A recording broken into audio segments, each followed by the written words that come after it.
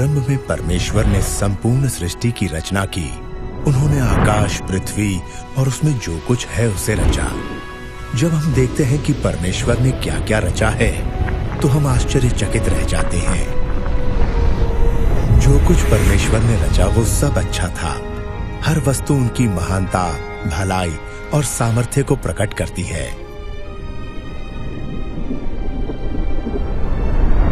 परमेश्वर ने विभिन्न प्रकार के पेड़ पौधे, जंतु और पशु पक्षी बनाए। तब उन्होंने मिट्टी लेकर पहले मनुष्य को बनाया और उसके नथुनों में जीवन फूंका।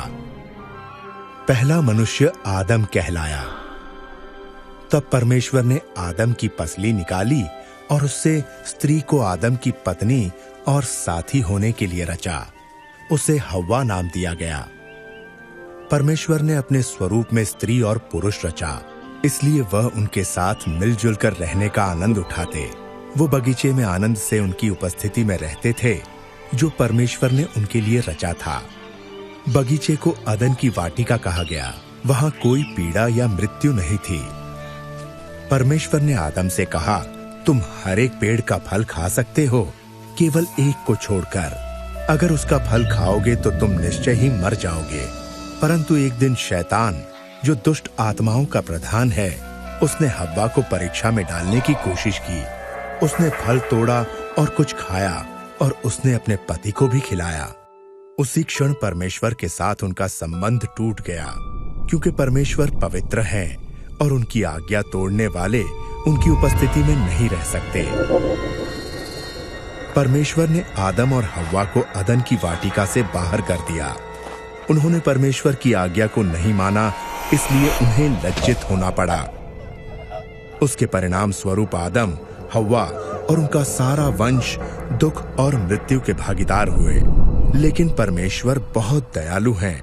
उन्होंने मनुष्य से प्रेम करना नहीं छोड़ा। उन्होंने मनुष्य को फिर से अपनी संगति में लाने का रास्ता पहले से ही तैयार कर लिया था। पवित्र शास्त्र में परमेश्वर ने अपनी इस योजना को प्रकट किया, जिसके द्वारा वे मनुष्य को उस दंड से जिसके वे लायक हैं बचाएंगे और उनके पाप और लज्जा को दूर करके अपनी संगति में वापस लाएंगे। भविष्यवक्ता अब्राहम पर उन्होंने अपनी इस योजना का एक भाग प्रकट किया। अब्राहम ने परमेश्वर पर विश्वास किया और उनका आदर किया। परमेश्वर ने उसे आशीष देने की प्रतिज्ञा की और कहा कि उसके द्वारा वो सब राष्ट्रों के लोगों को आशीष देंगे। परमेश्वर ने उससे प्रतिज्ञा की कि वे उसके वंश को सागर तट की रेत के कणों और आकाश के तारों के समान कर देंगे।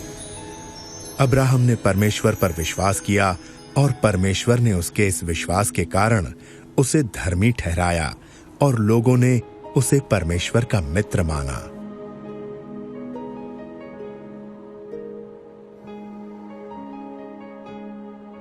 एक दिन परमेश्वर ने अब्राहम की परीक्षा ली कि वो उन पर विश्वास करता है या नहीं और उनकी आज्ञाओं को मानता है या नहीं।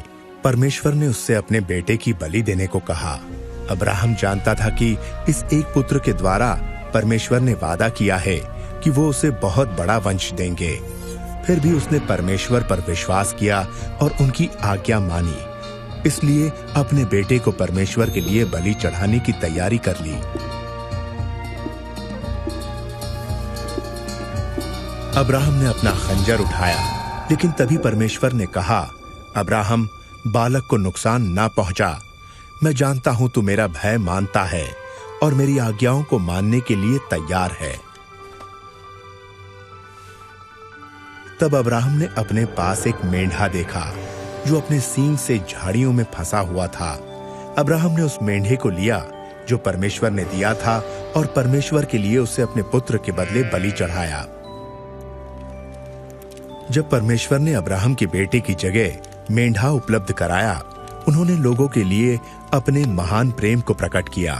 उनका प्रेम उस अच्छे पिता के प्रेम जैसा है जो अपने पुत्र से प्रेम रखते हैं। इस घटना के द्वारा परमेश्वर ने ये प्रकट किया कि वे मनुष्यों के बदले एक बलि उपलब्ध कराएंगे।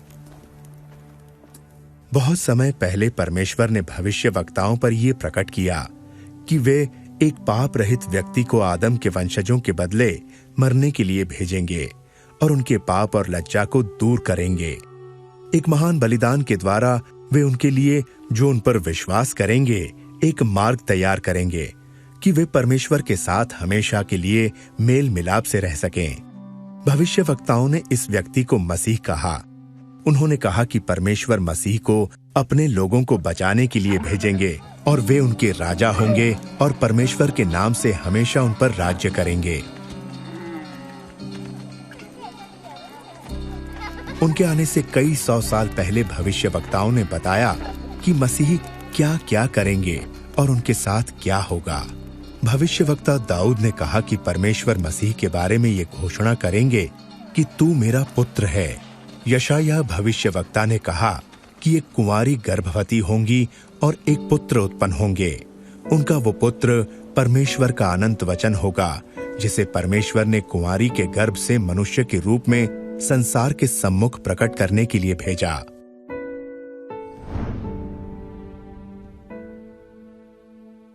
भविष्यवक्ताओं ने यह भी लिखा कि मसीह का जन्म बैतलहम में होगा। उन्होंने भविष्यवाणी की कि वो यरूशलेम में उनके राजा के रूप में प्रवेश करेंगे। उन्होंने ये भी लिखा कि 30 चांदी के टुकड़ों के बदले उनका एक नजदीकी मित्र उन्हें धोखा देगा। भविष्यवक्ताओं ने कहा कि मसीह अपने जीवन का बलिदान करेंगे, लेकिन परमेश्वर तीसरे दिन उन्हें मृतकों से जीवित कर देंगे। भविष्यवक्ताओं ने मसीह को मनुष्य का पुत्र कहा और बताया कि वे दोबारा आएंगे बादलों पर और परमेश्वर की उपस्थिति में प्रवेश करेंगे और परमेश्वर उन्हें सब लोगों और राष्ट्रों के ऊपर हमेशा के लिए अधिकार देंगे। 2000 वर्ष पहले एक ऐसे ही व्यक्ति इस संसार में रहते थे जिनका नाम यीशु था। क्या यीशु का जीवन उन सब बातों को जो भविष्यवक्ताओं ने मसीह के बारे में कहीं पूरा करता है? ये फिल्म ये बताती है कि यीशु कौन है और उन्होंने क्या कहा और क्या किया, जैसा धर्मशास्त्र में लिखा है।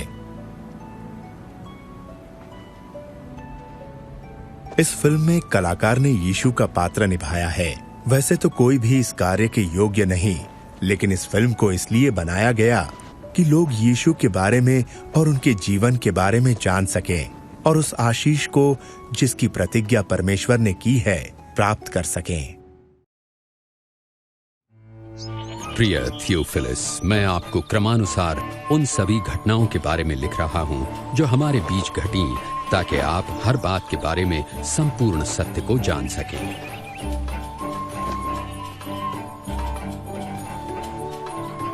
जिन दिनों अगस्तुस कैसर रोम का शासक और महान हेरोदेस यहूदिया का राजा था, परमेश्वर ने नासरत शहर की एक कुंवारी के पास जिब्राइल स्वर्गदूत को भेजा। उस कुंवारी का नाम था मरियम।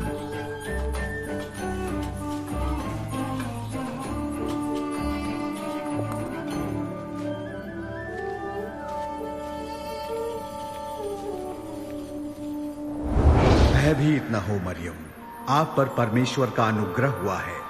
आप गर्भवती होंगी और एक पुत्र उत्पन्न होंगे और आप उनका नाम यीशु रखना। ये कैसे हो सकता है? मैं तो कुंवारी हूँ। पवित्र आत्मा आप पर उतरेगा, इस कारण वे पवित्र बालक परम प्रधान परमेश्वर के पुत्र कहलाएंगे तथा उनके राज्य का कभी अंत ना होगा। मरियम यहूदिया के एक नगर अपनी चचेरी बहन एलिशिबा के पास गई, जो स्वयं अद्भुत रूप से गर्भवती थी। एलिशिबा, मरियम, बहन मरियम, तुम सब स्त्रियों में धन्य हो। धन्य है वो बालक जो तुम जनोगी, कि जैसे ही मैंने तुम्हारा प्रणाम सुना, बच्चा आनंद से मेरे गर्भ में उछल पड़ा। मेरा प्राण प्रभु की स्तुति करता है और मेरी आत्मा मेरे उद्धारकर्ता परमेश्वर में खुश हुई। अब से सब युग के लोग मुझे धन्य कहेंगे।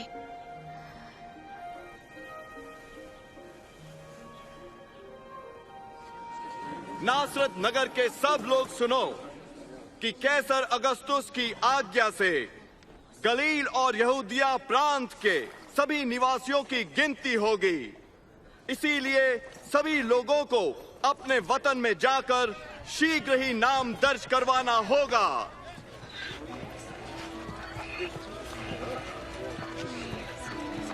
और मरियम अपने मंगेतर यूसुफ के साथ नाम लिखाई के लिए यहूदिया के नगर बेतलहम गईं।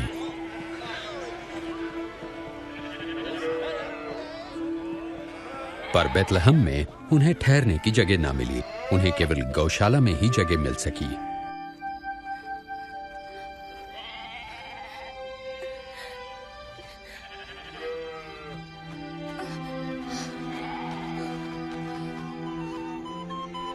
देश के उस भाग में कुछ चरवाहे रात के समय अपनी भेड़ों की देखभाल कर रहे थे। तभी परमेश्वर का स्वर्गदूत प्रकट हुआ और परमेश्वर के तेज ने उन्हें घेर लिया। आज के दिन दाऊद के नगर में तुम्हारे लिए एक उद्धारकर्ता जन्मे हैं, अर्थात मसीह प्रभु।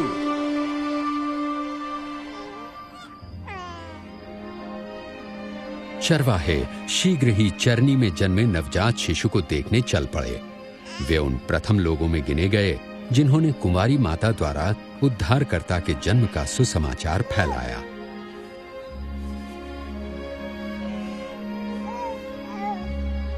एक हफ्ते बाद जब बालक के खतने का समय आया तो उसका नाम यीशु रखा गया।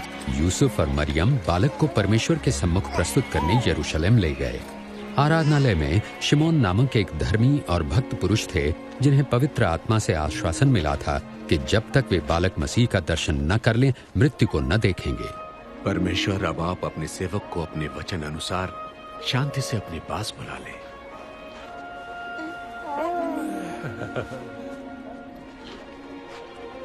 मेरी आंखों ने आज आपके उद्धार को देख लिया है। ये बालक परमेश्वर का चुना हुआ है। तुम दोनों को आशीष मिले।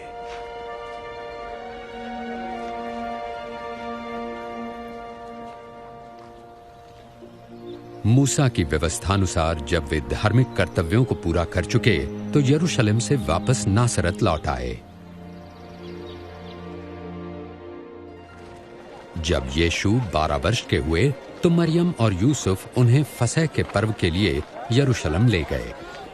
लौटते समय उन्होंने सोचा कि बालक यीशु उनके साथ है, परंतु यीशु पीछे ही छूट गए थे।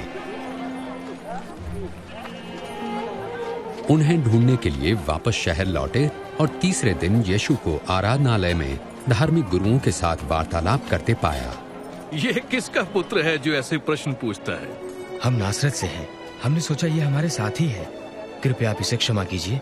बालक यीशु की बातों ने सबको चकित कर दिया।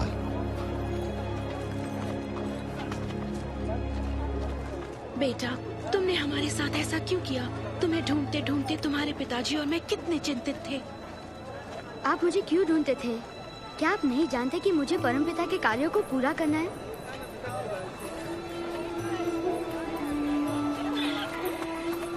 और यीशु उनके साथ नासरत लौटे और परमेश्वर एवं मनुष्य के अनुग्रह में बुद्धि और शरीर से बढ़ने लगे।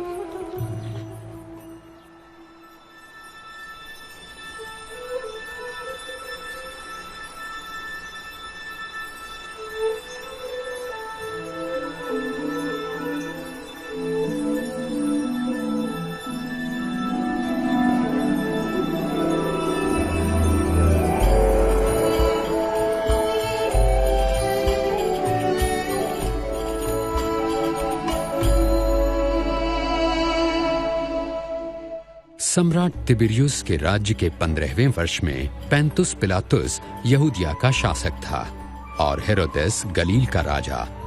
हन्ना और कैफा महायाजक थे। रेगिस्तान में परमेश्वर का वचन यूहन्ना को प्राप्त हुआ और वे यर्दन नदी के आसपास के प्रदेशों में पापों की क्षमा तथा पश्चाताप के बपतिस्मे का प्रचार करने लगे। अपने पापों से पश्चाताप करो और बपतिस्मा लो तो परमेश्वर तुम्हारे पाप क्षमा करेंगे। जैसे यशाया भविष्यवक्ता की पुस्तक में लिखा है, रेगिस्तान में कोई पुकार रहा है, प्रभु के लिए मार्ग तैयार करो। प्रभु की यात्रा के लिए सीधा मार्ग बनाओ। हर एक घाटी अवश्य भरी जाए, हर एक पहाड़ और टीला समतल किया जाए।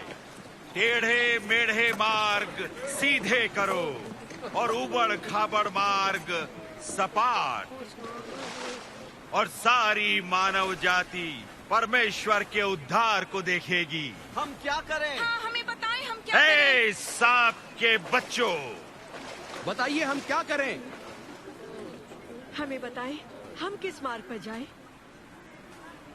अगर किसी के पास 2 कमीजें हैं, वो एक उस मनुष्य को दे जिसके पास नहीं है, और जिसके पास भोजन है वो अवश्य बांटे। हे गुरु, हम चुंगी लेने वाले हैं, हम क्या करें? निर्धारित से अधिक चुंगी तुम मत लो। और हमें बताएं, हमें क्या करना चाहिए? किसी से भी जबरन धन मत लो और न किसी पर झूठा दोष लगाओ। अपनी कमाई में संतुष्ट रहो।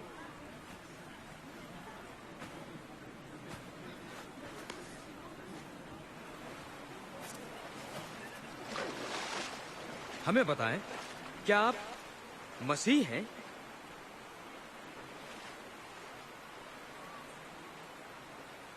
मैं तुम्हें पानी से बपतिस्मा देता हूं, परंतु एक आ रहे हैं जो मुझसे कहीं अधिक महान है। मैं तो उनके जूतों के बंधन खोलने लायक भी नहीं। वे तुम्हें पवित्र आत्मा और आग से बपतिस्मा देंगे। उनका सूप उनके हाथों में है, ताकि वे गेहूं को भूसी से अलग करके अपने खत्ते में रखें।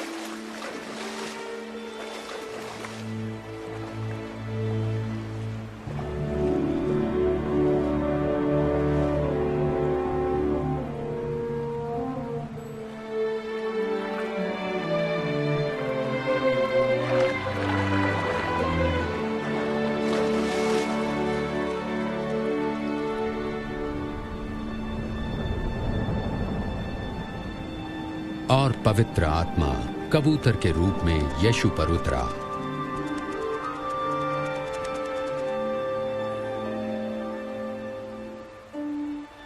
और स्वर्ग से आवाज आई, तुम मेरे प्रिय पुत्र हो, मैं तुमसे प्रसन्न हूं।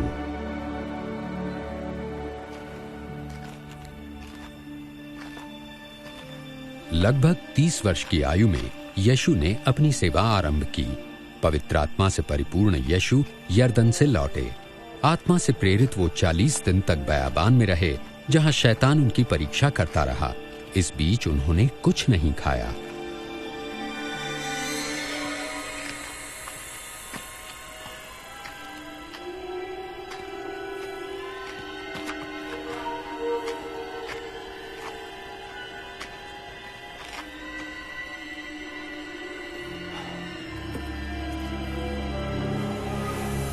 तब शैतान ने उनसे कहा, यदि आप परमेश्वर के पुत्र हैं तो इस पत्थर को रोटी बन जाने की आज्ञा दें।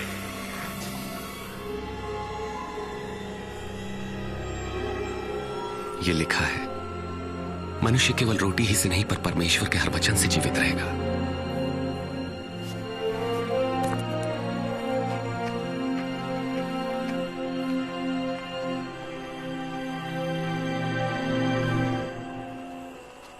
तब शैतान उन्हें ऊंचे स्थान पर ले गया और पल भर में जगत के सारे राज्य दिखाए।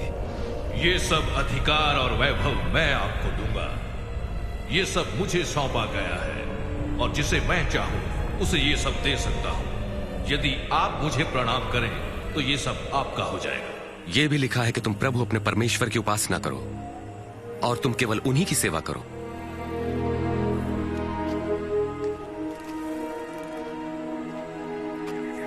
फिर शैतान उन्हें यरूशलेम आराधनालय के गुंबद पर ले गया। यदि आप परमेश्वर के पुत्र हैं तो अपने आप को यहां से गिरा दें, क्योंकि पवित्र शास्त्र में लिखा है कि परमेश्वर अपने स्वर्गदूतों को आज्ञा देंगे कि वे आपकी रक्षा करें। वे आपको हाथों हाथ उठा लेंगे ताकि आपके पांव को पत्थर से ठेस तक न लगे। धर्मशास्त्र कहता है, तुम प्रभु अपने परमेश्वर की परीक्षा न करो।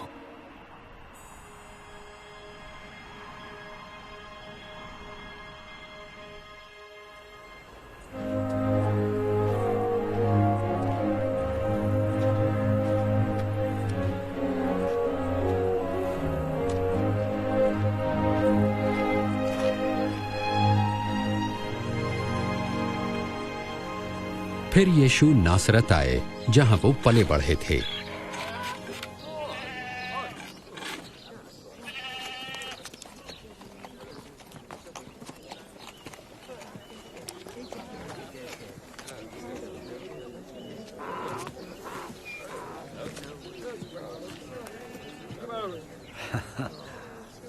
कैसी हो? अच्छी हूँ।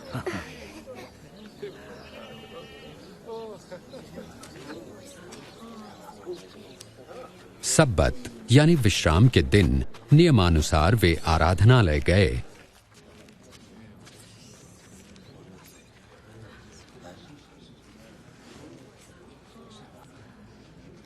और उन्हें यशायाह भविष्यवक्ता की पुस्तक से एक भाग पढ़ने को कहा गया।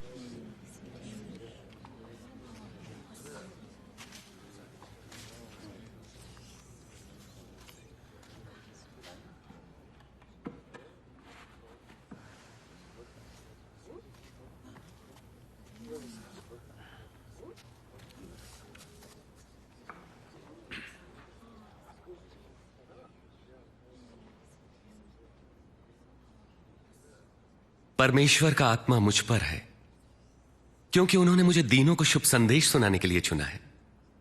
उन्होंने मुझे भेजा है कि मैं बंदियों को मुक्ति और अंधों को दृष्टि पाने का संदेश दूं, सताए हुए लोगों को मुक्त करने के लिए और यह घोषणा करने के लिए कि समय आ गया है जब परमेश्वर अपने लोगों को बचाएं।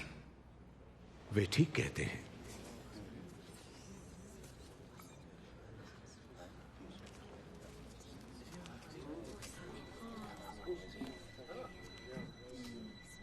आज धर्मशास्त्र का यह लेख पूरा हुआ, जैसा तुमने अभी सुना। क्या परमेश्वर का वचन सच्चा ठहरा? ये प्रतिज्ञा तो केवल मसीह ही पूरा कर सकते हैं। हम कैसे जानेंगे? निसंदेह तुम मुझसे ये कहावत कहोगे, वैद्य स्वयं को चंगा करो। तुम मुझसे ये भी कहोगे, अपने शहर में भी वही करो जैसा हमने सुना आपने कफरनहूम में किया। मैं तुमसे कहता हूं कि कोई भी भविष्यवक्ता अपने शहर में सम्मान नहीं पाता। इस प्रकार यीशु ने अपना परिचय परमेश्वर द्वारा अभिषिक्त संसार के उद्धारकर्ता के रूप में दिया, परंतु यहूदियों ने उन्हें मसीहा स्वीकार नहीं किया। उन्हें लोगों ने पहाड़ी से गिराना चाहा, परंतु वो भीड़ से निकलकर अपनी राह चले गए।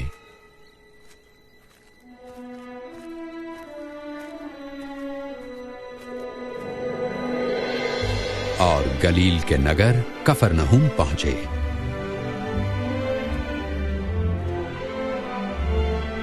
उस समय देश रोमी साम्राज्य के अधीन था और लोग उनके अत्याचार से छुटकारा पाने के लिए मसीहा की प्रतीक्षा में थे।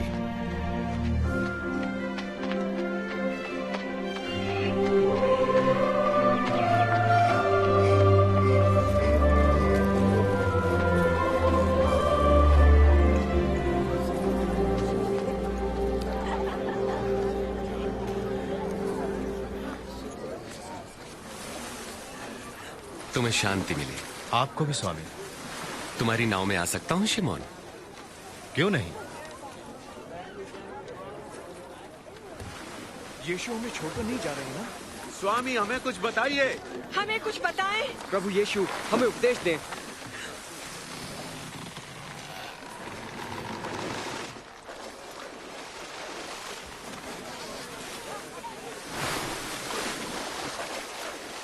एक बार दो व्यक्ति प्रार्थना करने मंदिर गए।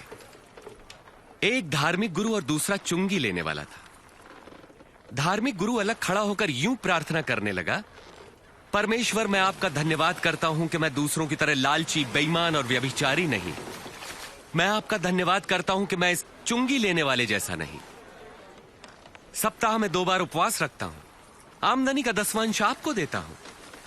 परंतु चुंगी लेने वाले ने दूर ही खड़े होकर स्वर्ग की ओर आंखें उठाए बिना अपनी छाती पीट पीट कर यह कहा, हे परमेश्वर मुझ पापी पर दया कर। मैं तुमसे कहता हूं, धार्मिक गुरु नहीं परंतु यही चुंगी लेने वाला परमेश्वर की दृष्टि में धर्मी ठहरा और अपने घर गया। जो अपने आप को बड़ा मानेगा वो छोटा किया जाएगा, परंतु जो अपने आप को छोटा मानेगा वो बड़ा किया जाएगा। अपनी नाव को वहां गहरे पानी में ले चलो और अपने साथियों के साथ मछलियों के लिए जाल डालो। ओ स्वामी, हमने सारी रात कड़ा परिश्रम किया परंतु कुछ न पकड़ा।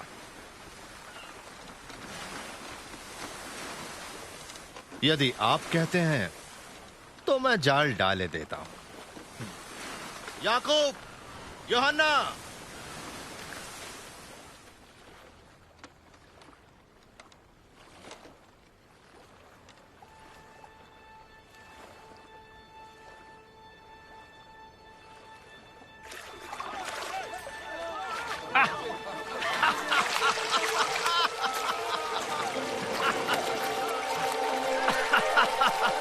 याकूब, यूहन्ना, अपनी नाव इधर ले और हमारी सहायता करो, जल्दी। हम नहीं आ सकते, बहुत काम है।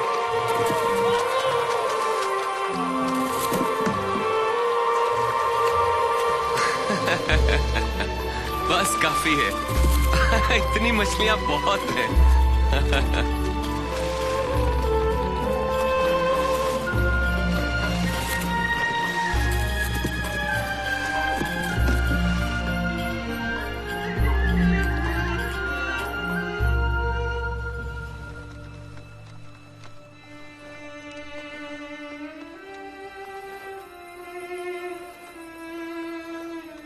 प्रभु, मेरे पास से चले जाइए, मैं एक पापी मनुष्य हूं। तुम डरो मत, अब से तुम लोगों को मेरे पास लाओगे।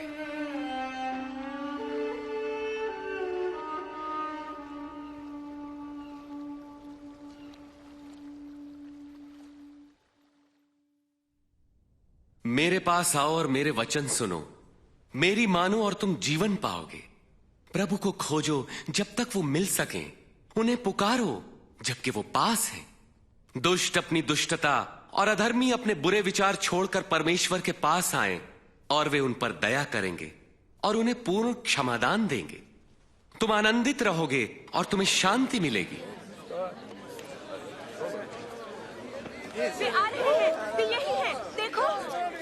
यीशु, यीशु, मेरी इकलौती बेटी को बचा ले प्रभु, मुझ पर दया करें। मेरी बेटी केवल 12 वर्ष की है और मरने को है, कृपा करके मेरे साथ चलिए। यार, मुझे बड़ा दुख है। यीशु, तुम्हारी बेटी नहीं रही, इसलिए गुरु को कष्ट ना दे। डरो नहीं, विश्वास रखो, वो ठीक हो जाएगी।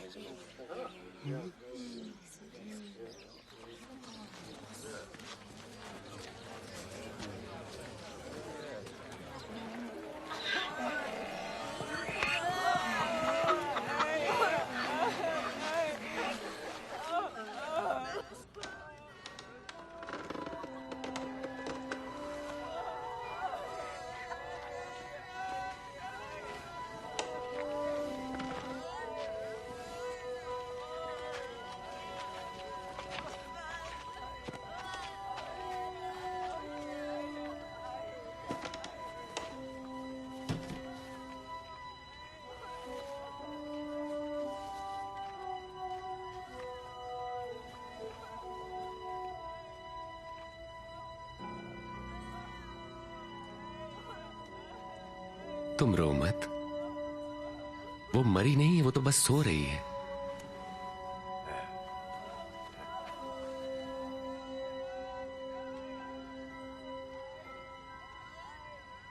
बेटी, उठो।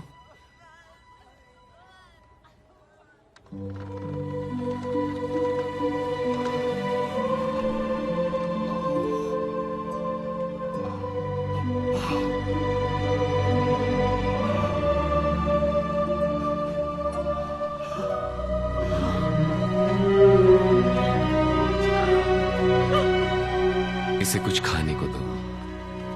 ध्यान रहे, यहां जो हुआ है किसी से न कहना।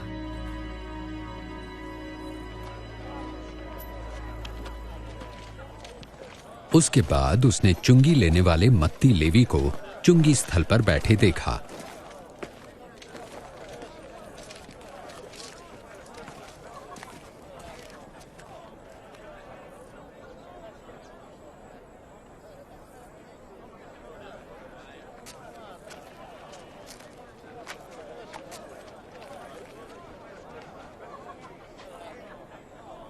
मेरे पीछे आओ।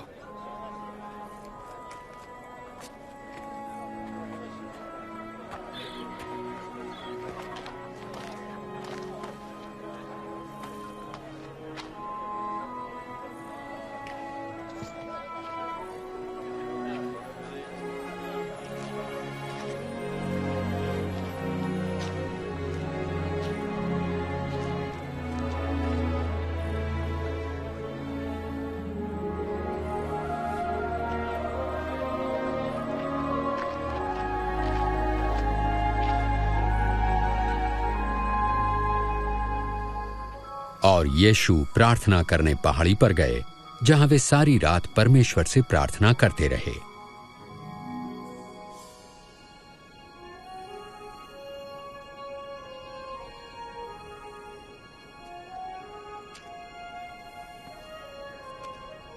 और अगले दिन उन्होंने 12 शिष्यों का अभिनंदन कर उन्हें प्रेरित कहा।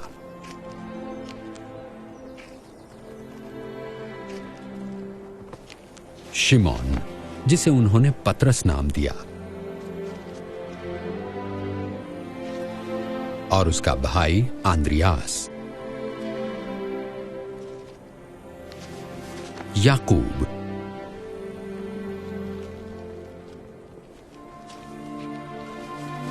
और यूहन्ना, फिलिप्पुस और बर्तुलमै और मत्ती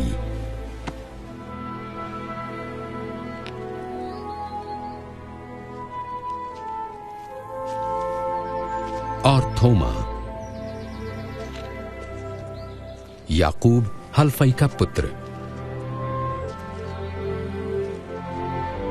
और शिमोन जो जलोतिस कहलाता था, यहूदा जो याकूब का भाई था, और यहूदा इस्करियोती जो विश्वासघाती निकला।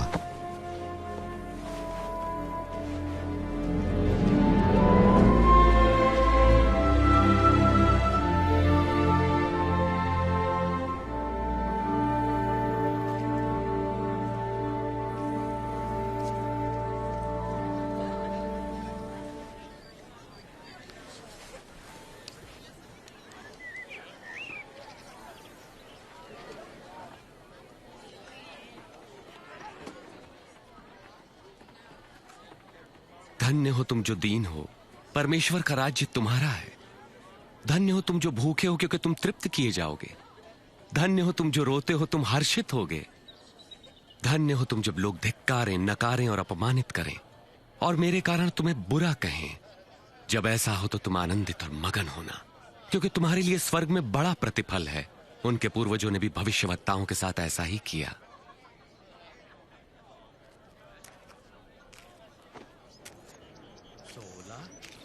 17, 18, 19, 20। मेरे पास बस इतना ही है। क्या मतलब तुम्हारा इतना ही है तुम्हारे पास? हाय तुम पर जो अब धनी हो, तुमने आराम का जीवन बिता लिया।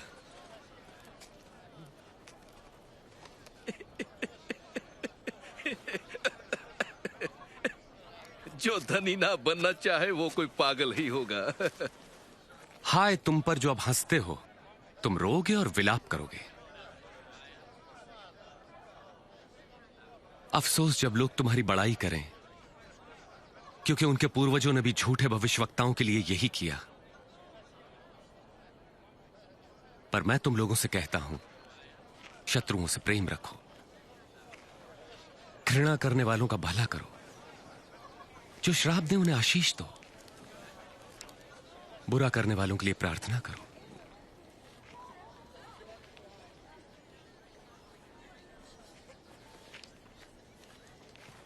तुम्हारे एक गाल पर कोई थप्पड़ मारे तो उसकी ओर दूसरा भी फेर दो।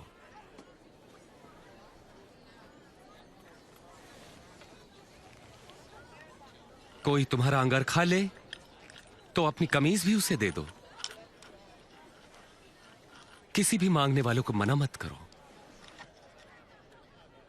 यदि कोई तुम्हारी वस्तु ले ले तो उसे वापस मत मांगो।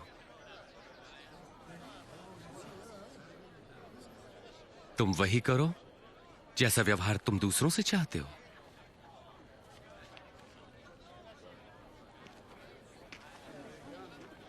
यदि तुम अपनों से प्रेम रखने वालों से प्रेम रखते हो तो तुम्हें आशीष क्यों कर मिलेगी? पापी भी अपने प्रेम रखने वालों से प्रेम रखते हैं। और यदि स्वयं पर भलाई करने वालों की भलाई करते हो तो तुम क्यों कर आशीष पाओगे? पापी भी ऐसा ही करते हैं। वे इसे कैसे छू सकते हैं? वो उससे कैसे बात कर सकता है? बेशर्म।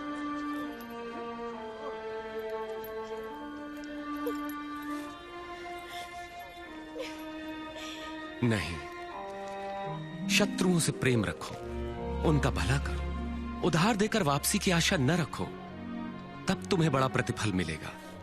तुम परम प्रधान परमेश्वर की संतान ठहरोगे। वो दुष्टों और आभार न मानने वालों पर भी कृपालु है। दयावंत बनो, जैसा तुम्हारा परम पिता दयावंत है। यीशु, हमें बचाइए। आरोप मत लगाओ तो तुम पर भी नहीं लगेगा, दोष मत लगाओ तो तुम पर भी दोष नहीं लगेगा।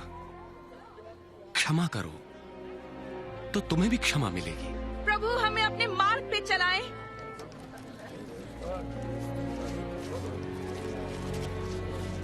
दो तो तुम्हें भी दिया जाएगा। जिस नाप से नापोगे उसी से तुम्हारे लिए भी नापा जाएगा। अंधा अंधे को मार्ग नहीं दिखा सकता। ऐसा करने पर दोनों ही गड्ढे में गिरेंगे। अपने भाई की आंख के तिनके को क्यों देखते हो जबकि अपनी ही आंख का लट्ठा नहीं देख पाते?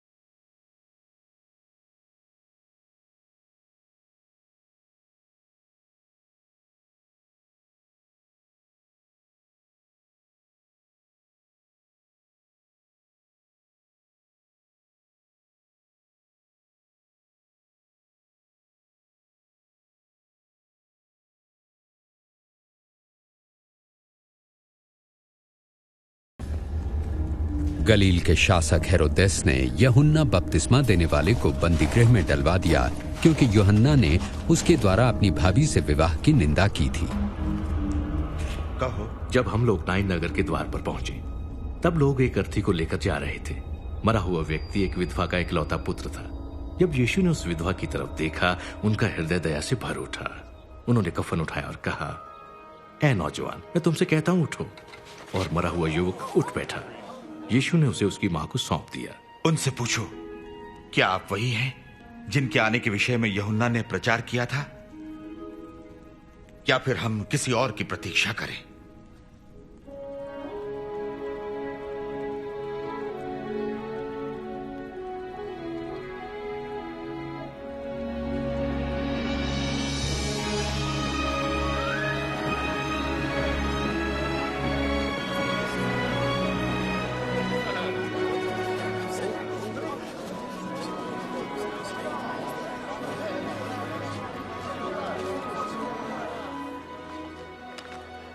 गुरुजी,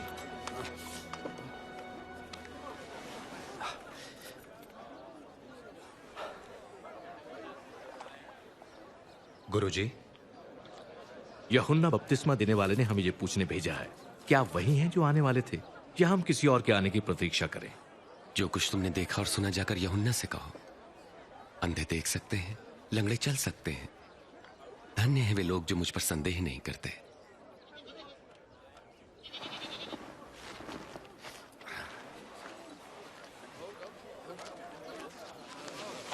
कृपया मुझे उठा लीजिए। आ जाओ मेरे कंधे पे। अब तुम देख सकते हो? हाँ, मैं यीशु को देख सकता हूँ। एक बीज बोने वाला बीज बोने निकला। बोते हुए कुछ बीज मार्ग के किनारे गिरे और रौंद डाले गए, और पक्षियों ने उन्हें चुग लिया। और कुछ पथरीली भूमि पर गिरे। जब वो उगे तो पानी न मिलने के कारण वे सब मुरझा गए। और कुछ झाड़ियों के बीच में गिरे। झाड़ियों ने साथ साथ बढ़कर उन्हें दबा दिया। परंतु कुछ बीज अच्छी भूमि पर गिरे, और सभी पौधों ने उगकर फल दिया, प्रत्येक ने 100 गुना। गुरुजी, जब भीड़ जमा होती है तो अब उदाहरणों में क्यों बातें करते हैं? परमेश्वर के राज्य के रहस्यों का ज्ञान तुम्हें दिया गया है, परंतु औरों को उदाहरणों में सुनाया जाता है, क्योंकि वो देखते हुए भी नहीं देख पाते और सुनते हुए भी नहीं समझते।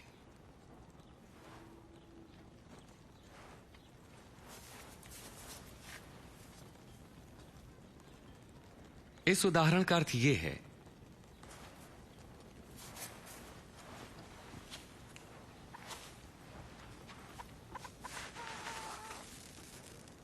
बीज परमेश्वर का वचन है। मार्ग के किनारे गिरे बीज उन्हें दर्शाते हैं जो वचन सुनते हैं, पर शैतान आकर उनके मन में से वचन चुरा लेता है, ताकि वे विश्वास करके कहीं मुक्ति न पालें। पथरीली भूमि पर गिरे बीज उन्हें दर्शाते हैं जो वचन सुनकर आनंद से ग्रहण करते हैं, पर जड़ नहीं पकड़ पाते। वो कुछ देर तक विश्वास करते हैं और परीक्षा की घड़ी आने पर टिक नहीं पाते। झाड़ियों में गिरे बीज उन्हें दर्शाते हैं जो वचन सुनते हैं, परंतु जीवन की चिंताओं, धन, मोह व भोग विलास में फंसने से उनके फल कभी नहीं पकते। वे बीज जो अच्छी भूमि पर गिरे उन लोगों के प्रतीक हैं जो वचन सुनकर उसे भले और आज्ञाकारी मन से ग्रहण करते हैं और फलवंत होने तक उन्हें संभाले रखते हैं।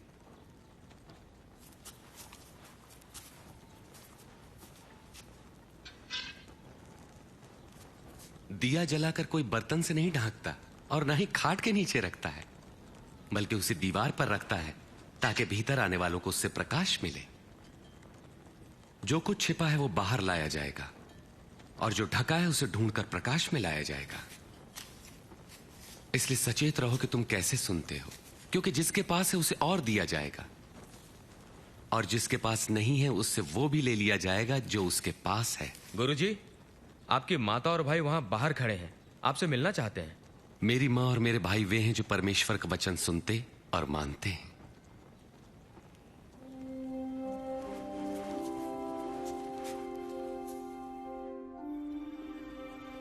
एक दिन प्रभु यीशु अपने शिष्यों के साथ एक नाव पर बैठे और उनसे कहा, आओ हम झील के पार चलें।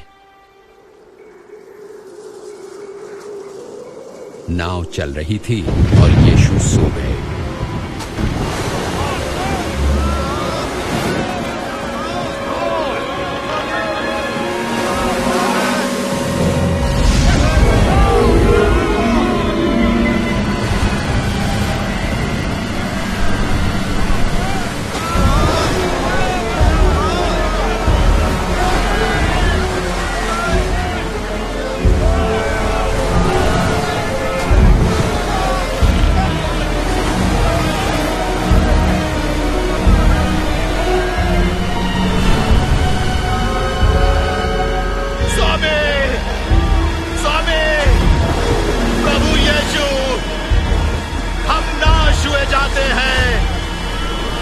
हमें लहरें घेर रही हैं, हम डूब जाएंगे, हमें बचाइए।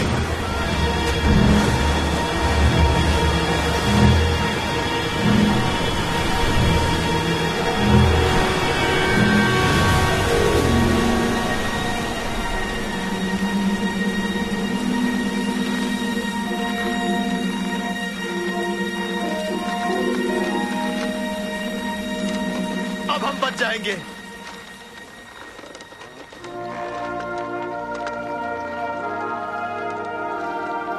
कहां गया तुम्हारा विश्वास?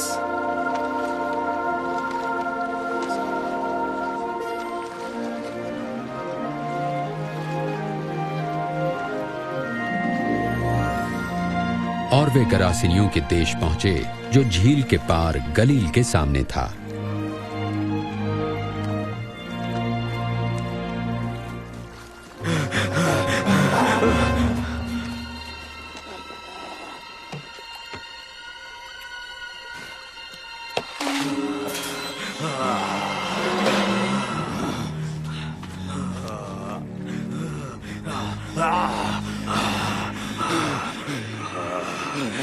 यीशु, परम प्रधान परमेश्वर के पुत्र, आप मुझसे क्या चाहते हैं? मैं आपसे विनती करता हूँ, मुझे दंड ना दे। क्या नाम है तुम्हारा?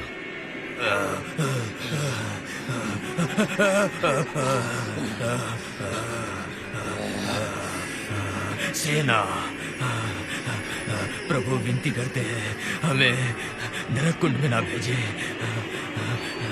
पर सुअरों के उस झुंड में भेज दे।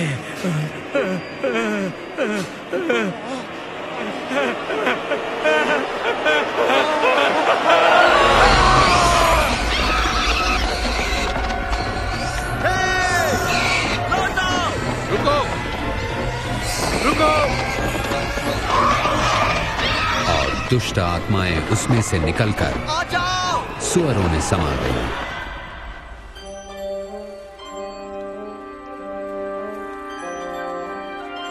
यहां से चला जा। हे जादूगर, हमें छोड़ दे। यहां से दूर चला जा। हमें छोड़ दे। यहां से चला जा। आप जहां जाएंगे मैं भी साथ चलूंगा। मुझे अपने साथ आने दें।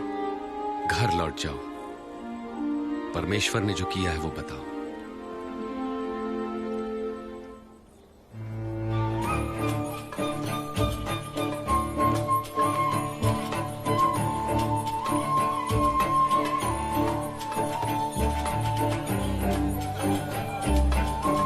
प्रभु यीशु व उनके शिष्य भीड़ से अलग होने के लिए बेतसैदा पहुंचे।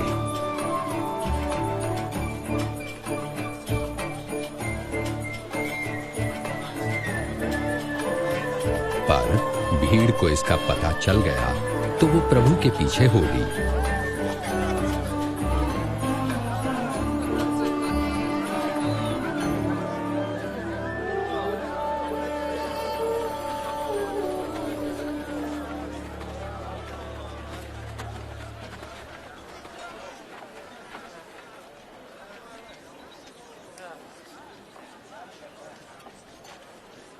शाम को पतरस ने कहा, स्वामी, इन लोगों को भेज दें कि वे आसपास के गांवों और बस्तियों में जाकर अपने लिए भोजन और रहने की जगह ढूंढ सकें।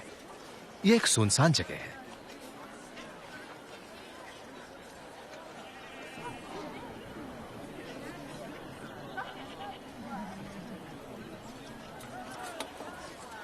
तुम स्वयं इनके भोजन का प्रबंध करो। लेकिन हमारे पास केवल 5 रोटियां और 2 मछलियां ही हैं।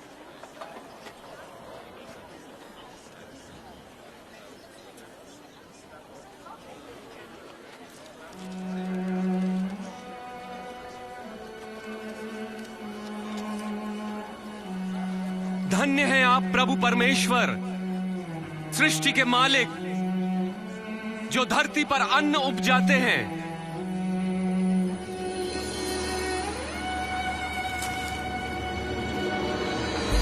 ये तो चमत्कार है। विश्वास नहीं होता।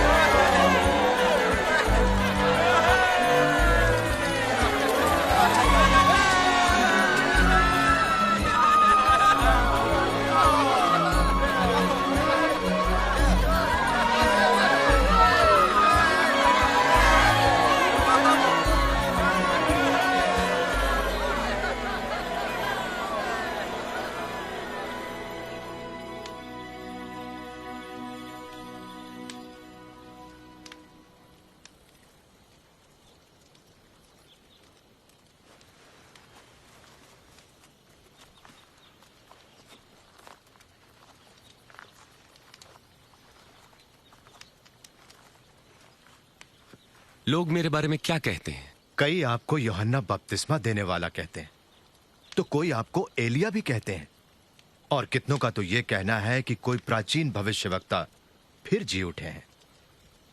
तुम क्या कहते हो? तुम बताओ, कौन हूं मैं?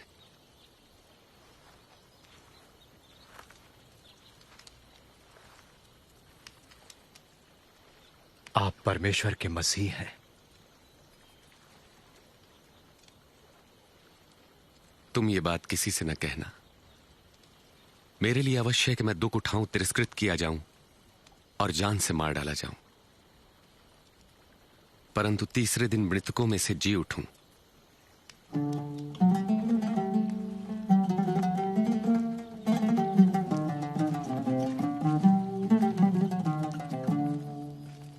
How clearly the sky reveals God's glory.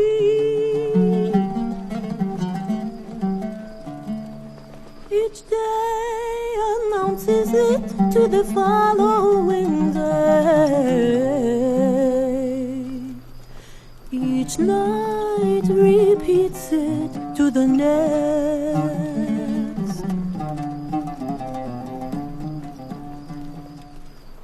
क्या तुम में से कोई मेरे साथ आएगा? मैं आपके पीछे चलूंगा गुरुजी, पर पहले जाके अपने घर वालों से विदा ले लूं। जो कोई अपना हाथ हल पर रखकर पीछे देखता, वो परमेश्वर के राज्य के योग्य नहीं। यदि कोई मेरे साथ चलना चाहता है तो वो स्वयं से इनकार करे और प्रतिदिन अपना क्रूस उठाकर मेरे पीछे हो ले।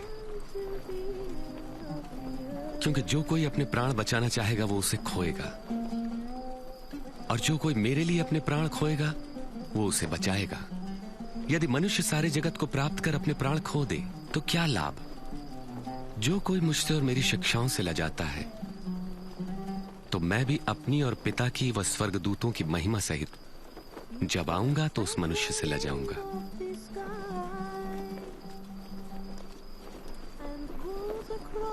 सच कहता हूं, यहां कुछ ऐसे भी हैं कि जब तक परमेश्वर का राज्य न देख ले मृत्यु नहीं देखेंगे। From its heat.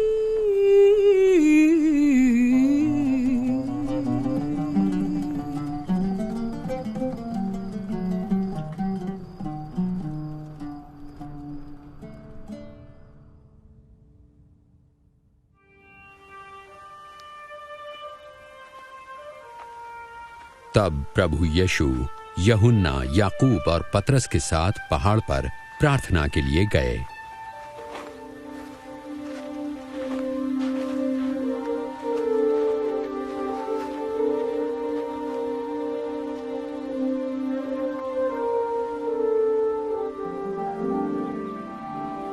प्रार्थना के दौरान उनके चेहरे का स्वरूप बदल गया और वस्त्र सफेद होकर जगमगाने लगे। अचानक स्वर्गीय महिमा से परिपूर्ण भविष्यवक्ता मूसा और एलिया प्रभु यीशु से बातें करने लगे। आप परमेश्वर का उद्देश्य पूरा करेंगे। आपकी मृत्यु यरूशलेम में होगी।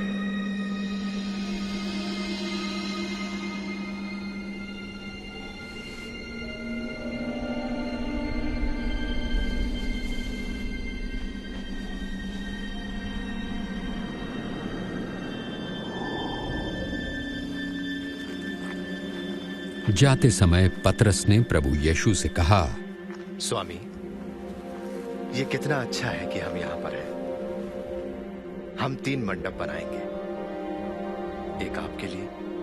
पतरस ये कह ही रहा था कि एक बादल ने उन्हें घेर लिया और शिष्य डर गए और बादलों से आवाज आई, ये मेरा पुत्र है जिसे मैंने चुना है, इसकी सुनो।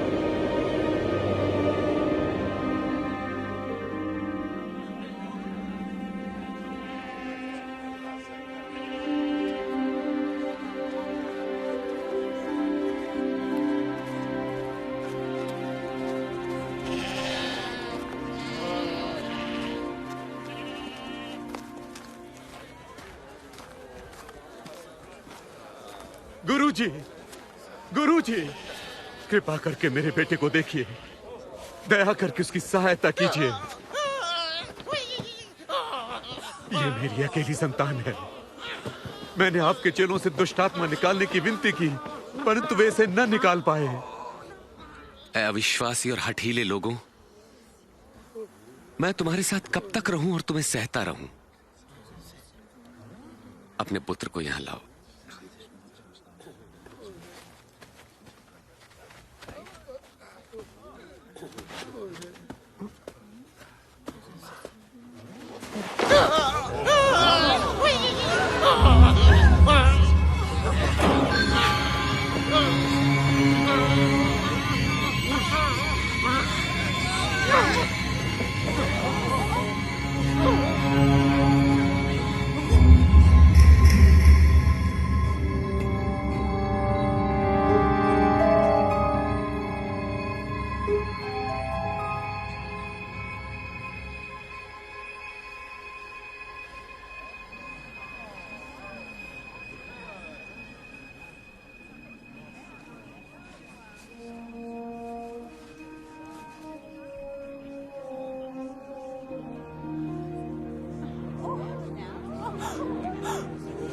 अरे इसका चेहरा भी ठीक हो गया,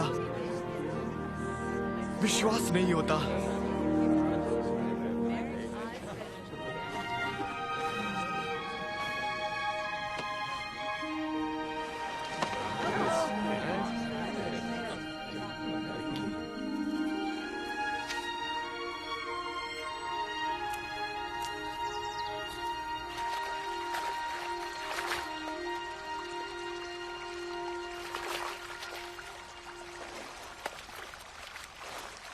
हमें प्रार्थना करना सिखाएं, जैसे यूहन्ना ने अपने शिष्यों को सिखाया। तुम इस तरह प्रार्थना करो, हे हमारे पिता आप जो स्वर्ग में हैं, आपका नाम पवित्र माना जाए, आपका राज्य आए, आपकी इच्छा जैसे स्वर्ग में वैसे ही पृथ्वी पर भी पूरी हो। हमारी प्रतिदिन की रोटी आज हमें दें, हमारे अपराधों को क्षमा करें जैसे हमने अपने अपराधियों को क्षमा किया है, और हमें परीक्षा में न पड़ने दें परंतु बुराई से बचाएं।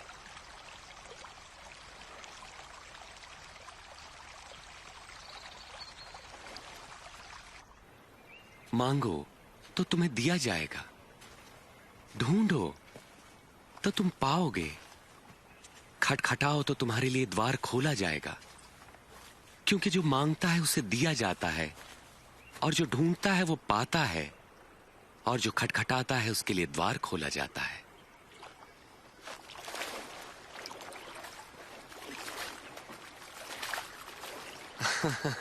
तुम में से ऐसा कौन पिता होगा जो अपने पुत्र को रोटी मांगने पर पत्थर देगा या पानी मांगने पर उसे जहर देगा? जब तुम बुरे होकर अपने बच्चों को अच्छी वस्तुएं देना जानते हो, तो तुम्हारा परम पिता परमेश्वर अपने मांगने वालों को पवित्र आत्मा क्यों न देगा? मैं कहता हूं, अपने प्राणों की चिंता न करो कि हम क्या खाएंगे, और ना ही अपने शरीर की कि क्या पहनेंगे, क्योंकि प्राण भोजन से बढ़कर है और शरीर वस्त्र से बढ़कर। पक्षियों पर ध्यान दो, वे न बोते हैं, न काटते हैं, और न ही उनके कोई भंडार हैं, फिर भी परमेश्वर उन्हें खिलाता है। और तुम तो पक्षियों की तुलना में कहीं बढ़कर हो।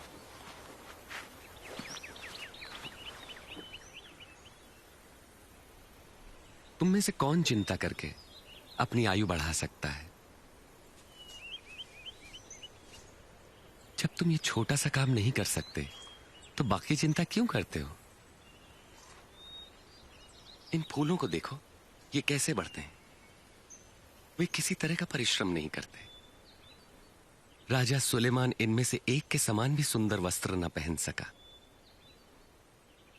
यदि परमेश्वर मैदान की घास को सजाते जो आज है और कल आग में झोंकी जाएगी, तो निश्चय ही वह तुम्हें भी वस्त्र पहनाएंगे। हे अल्प विश्वासियों, हमारे विश्वास को बढ़ाएं। यदि तुम्हारा विश्वास राई के दाने के बराबर भी होता तो तुम इस पेड़ से कहते कि जड़ से उखड़कर समंदर में जा लग, तो ये तुम्हारी बात मान लेता।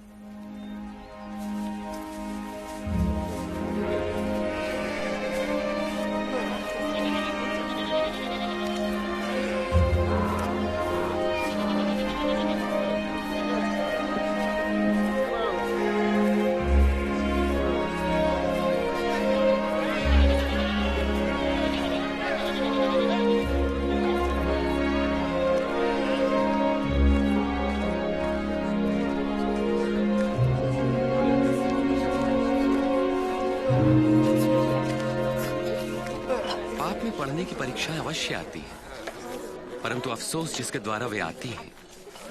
जो किसी के लिए पाप का कारण बनता है, उसके लिए यही ठीक है कि उसके गले में भारी पत्थर लटकाकर समुद्र में डाल दिया जाए। परमेश्वर का राज्य किसके समान है?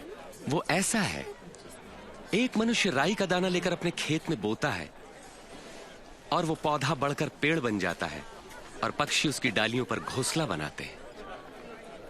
मुझे नहीं पता ये क्या कह रहा है। तुम चुंगी लेने वालों और अन्य पापियों के साथ क्यों खाते पीते हो? स्वस्थ लोगों को वैद्य की आवश्यकता नहीं होती, परंतु रोगियों को है। जो बहिष्कृत है, मैं उनको पश्चाताप का संदेश देने आया हूं, सम्मानितों को नहीं।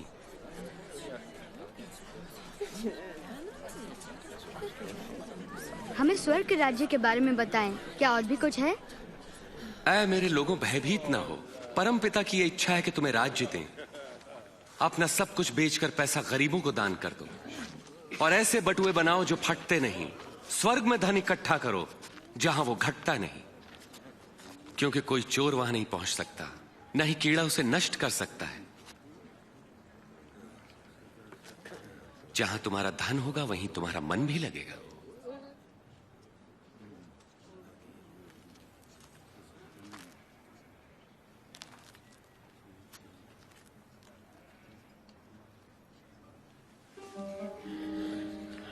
हे नारी, तुम अपनी बीमारी से मुक्त हुई।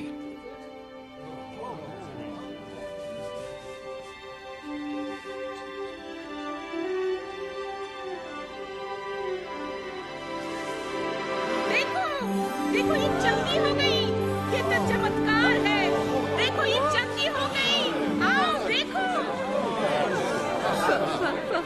परमेश्वर की महिमा हो। 18 साल, परमेश्वर आपको सुखी रखे।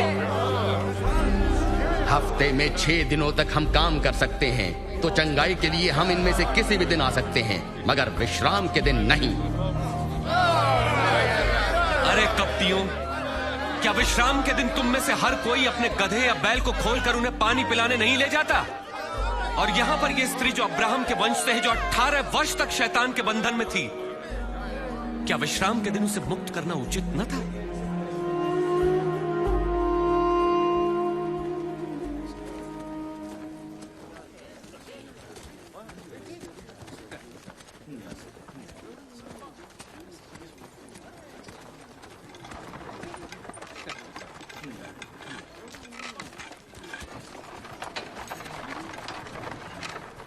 हे उत्तम गुरुजी, अनंत जीवन पाने के लिए मुझे क्या करना चाहिए? तुम मुझे उत्तम क्यों कहते हो? कोई भी उत्तम नहीं परमेश्वर के सिवा। तुम आज्ञाएं तो जानते हो, व्यभिचार न करना, हत्या न करना, किसी पर झूठे आरोप न लगाना, अपने माता पिता का आदर करना। परंतु ये सभी आज्ञाएं तो मैं बचपन से ही मानता आया हूं। तुम्हारे लिए भी एक काम करना आवश्यक है। अपना सब कुछ बेचकर धन गरीबों को बांट दो, तुम्हें स्वर्ग में धन मिलेगा। फिर मेरे पीछे हो लो। मगर हम तो व्यापारी हैं, बहुत धनवान। धनवान का परमेश्वर के राज्य में प्रवेश कितना कठिन है। धनवान के लिए परमेश्वर के राज्य में प्रवेश मुश्किल है, जबकि ऊंट का सुई के नाके से निकलना सहज है। तो फिर कौन मुक्ति पा सकता है? जो मनुष्य के लिए असंभव है वो परमेश्वर के लिए संभव है। वास्तव में कहां होगा ये परमेश्वर का राज्य? परमेश्वर का राज्य प्रकट रूप से नहीं आता। कोई ये नहीं कह सकता कि देखो ये यहां है या वहां है, क्योंकि परमेश्वर का राज्य तुम में है। वो समय आएगा जब तुम परमेश्वर के पुत्र के आगमन का दिन देखना चाहोगे, पर देख ना पाओगे। जैसे बिजली आकाश की एक ओर से दूसरी ओर तक प्रज्वलित होती है, वैसे ही परमेश्वर का पुत्र भी प्रकट होगा। परंतु पहले उसे बहुत दुख उठाना होगा और इस युग के लोग उसका तिरस्कार करेंगे।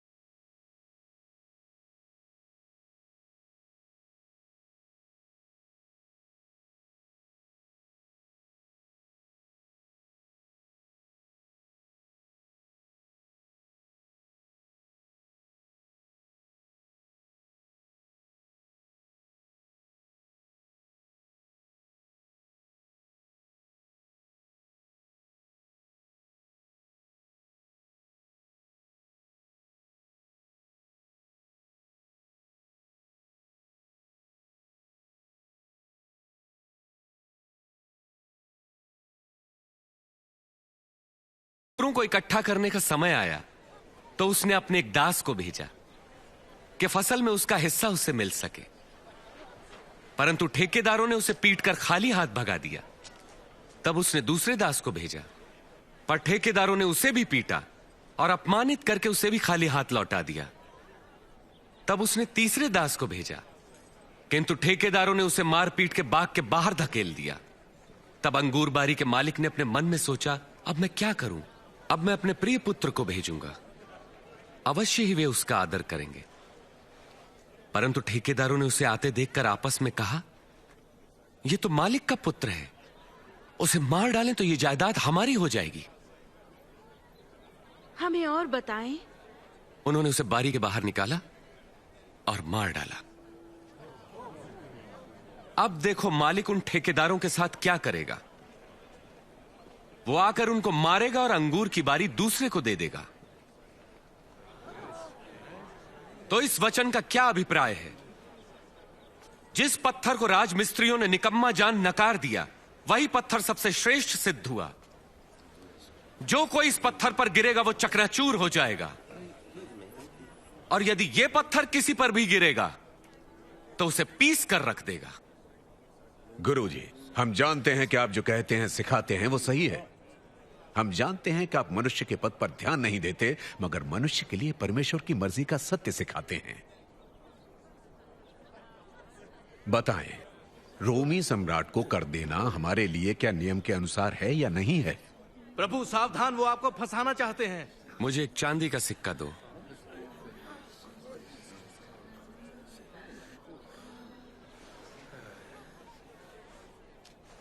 इस पर किसका चित्र और नाम अंकित है? राजा का। तब जो राजा का है वो सब राजा को दो, जो परमेश्वर का वो परमेश्वर को दो। तुम्हारा इस विषय में क्या उत्तर है? तब अख़मीरी रोटी का पर्व निकट आया, जिसे फसह का पर्व कहते हैं।